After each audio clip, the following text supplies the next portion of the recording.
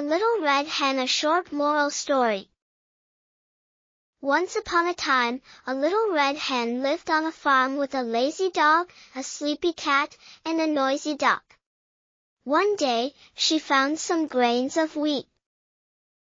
"Who will help me plant the wheat?" she asked. "Not I," barked the dog. "Not I," purred the cat. "Not I," quacked the duck.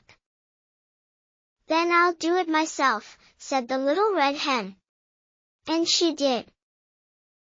As the wheat grew, she asked for help to water, cut, and grind it, but every time, the animals refused. So, she did everything on her own. Finally, she baked the flour into a delicious loaf of bread. "Who will help me eat the bread?" she asked. "I will," shouted the dog, the cat, and the duck. "No," said the little red hen. "You didn't help me grow it, so I'll eat it myself."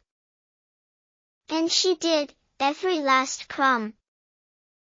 The other animals watched in silence, learning that hard work should be shared and rewarded. Moral: if you don't help when it's time to work, you shouldn't expect to share the rewards. Thank you for watching.